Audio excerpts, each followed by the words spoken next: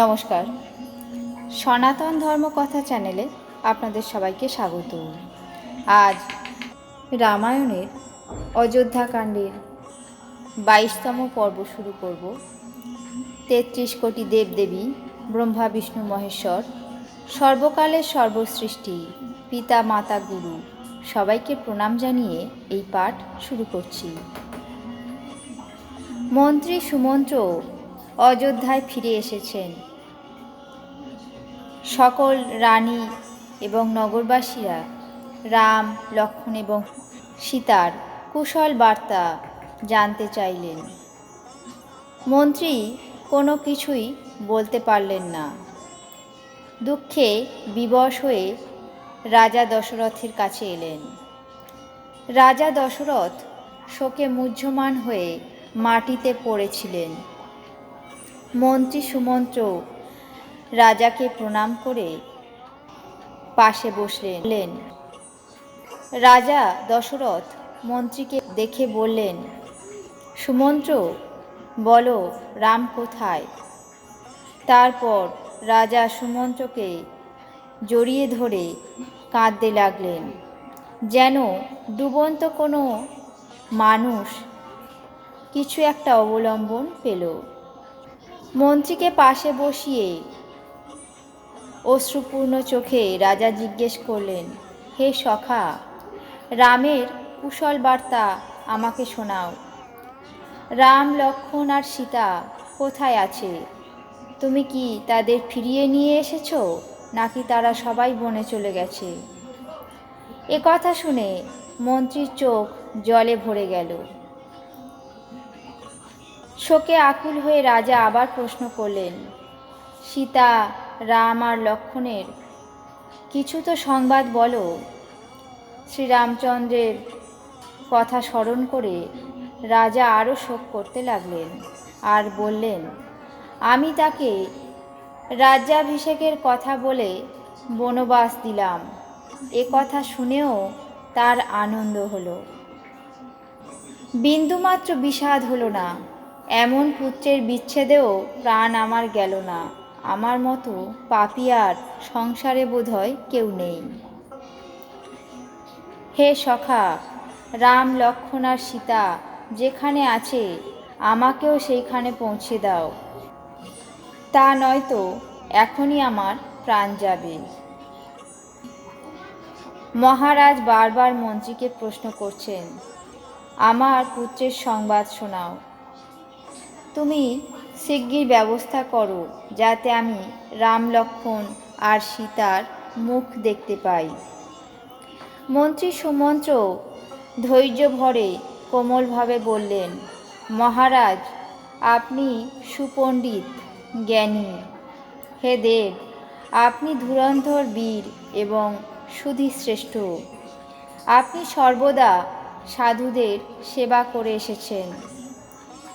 জন্ম মৃত্যু, সুখ দুঃখ, ভোগ লাভ ক্ষতি, প্রিয় মিলন বিচ্ছেদ, এসব কাল আর কর্মের বশে দিন রাতের মতো ঘটতে থাকে। কারোরই কিছু করার নেই।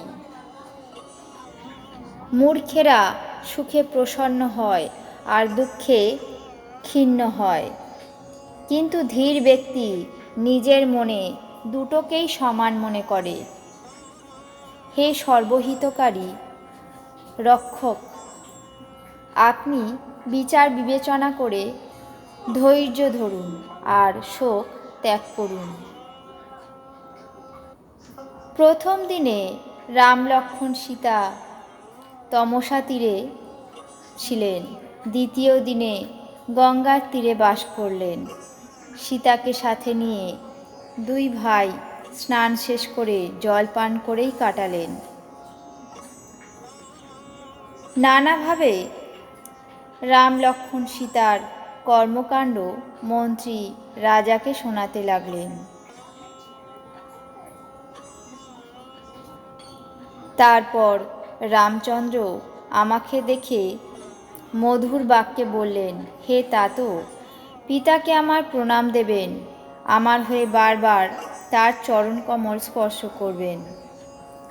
তার পায়ে ধরে প্রার্থনা করবেন আর বলবেন তিনি যেন আমার জন্য চিন্তা না করেন। আপনার কৃপা, অনুগ্রহ এবং পূর্ণ ফলে অরণ্যে এবং পথের মধ্যে আমার কল্যাণ ও কুশল হবে। মন্ত্রী সুমন্ত্রের সকল কাহিনী শোনা মাত্রই রাজা দশরথ আবার মাটিতে পড়ে গেলেন। বুকে দারুণ আঘাত পেলেন। তিনি ছটপট করতে লাগলেন। তার মন ভয়ানক মোহে আচ্ছন্ন হয়ে গেল। যেন মাছের চারিদিকে মাঞ্জা ছেয়ে গেছে, অর্থাৎ বর্ষার কর্দমাক্ত ঘোলা জল সারা শরীর ছেয়ে গেছে। রানীরা সব বিলাপ করে কাঁদতে লাগলেন। রাজ অন্তঃপুরে রোদন ও বিলাপধ্বনি শুনে অযোধ্যা নগরীতে বিপুল কোলাহল শুরু হলো। মনে হলো যেন অসংখ্য পক্ষীকুলের বনের মধ্যে রাত্রিবেলা কঠোর বজ্রপাত হয়েছে। রাজার প্রাণ কণ্ঠাগত, যেন মণিহারা ফণি ব্যাকুল হয়ে আছে। সমস্ত ইন্দ্রিয়গুলি এলিয়ে পড়ল। পদ্মবনে জল শুকিয়ে গেলে পদ্ম যেমন এলিয়ে পড়ে তেমনভাবে।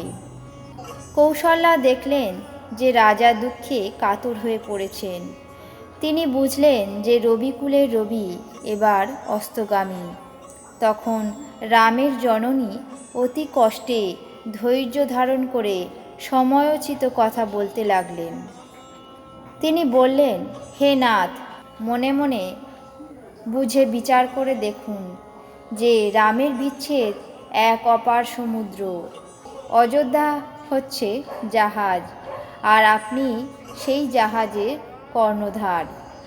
সমস্ত আত্মীয় পরিজন, প্রজা সাধারণ সকলে এই জাহাজের যাত্রী।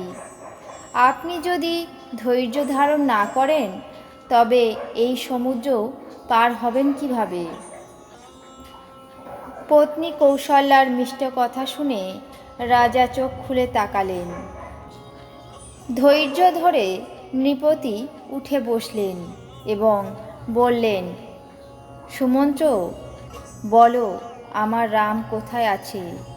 লক্ষ্মণ কোথায়? সীতা কোথায়? মহারাজ বিহ্বল হয়ে নানা রকম খেদোক্তি করতে লাগলেন। সেই রাতটা একটা যুগের মতো দীর্ঘ মনে হলো। শেষ হতে চায় না। দশরথ মনে মনে অন্ধমুনি শ্রবণ কুমারের কথা মনে করলেন।